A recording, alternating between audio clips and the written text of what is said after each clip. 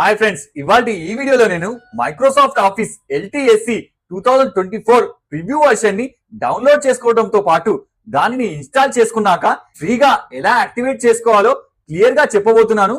వీడియోని చివరి వరకు చూడండి.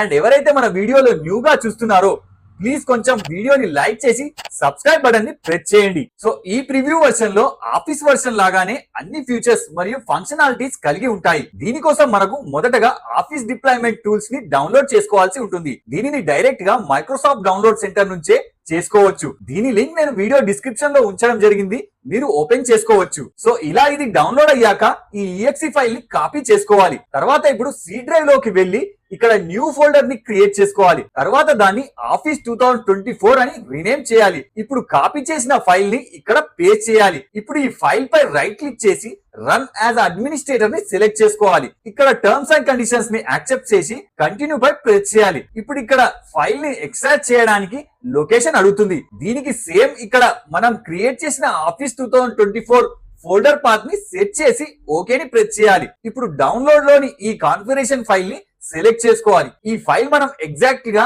ఏం ఇన్స్టాల్ చేయబోతున్నామో చెప్తుంది. దీని లింక్ కూడా నేను డిస్క్రిప్షన్ లో ఉంచాను, మీరు అక్కడ నుంచి డౌన్లోడ్ చేసుకోవచ్చు. ఇప్పుడు ఈ ఫైల్ ని కాపీ చేసి మనం క్రియేట్ చేసిన ఆఫీస్ 2024 ఫోల్డర్ లో పేస్ట్ చేసేయాలి. ఇప్పుడు సేమ్ ఫోల్డర్ లో ఉండి ఇక్కడ అడ్రస్ బార్ లో CMD అని టైప్ చేసి ఎంటర్ ప్రెస్ చేస్తే కమాండ్ ప్రాంప్ట్ ఓపెన్ అవుతుంది. ఇప్పుడు ఇక్కడ నోట్ ప్యాడ్ లో ఉన్న ఈ పాత్ ని ఎగ్జాక్ట్ గా కాపీ పేస్ట్ చేసి ఎంటర్ ప్రెస్ చేయాలి. ఈ కమాండ్ నేను డిస్క్రిప్షన్ లో ఉంచాను, మీరు కాపీ చేసుకోవచ్చు. ఇప్పుడు ఈ కమాండ్ మనకు కావలసిన MS ఆఫీస్ 2024 ని ఇన్స్టాల్ చేస్తుంది. ఇక్కడ కాస్తంత వెయిట్ చేయాలి. ఇప్పుడు ఈ విండోని క్లోజ్ చేసి ఇప్పుడు మనం ఇన్స్టాల్ చేసిన ఆఫీస్ 2024 ని యాక్టివేట్ చేసుకోవాల్సి ఉంటుంది.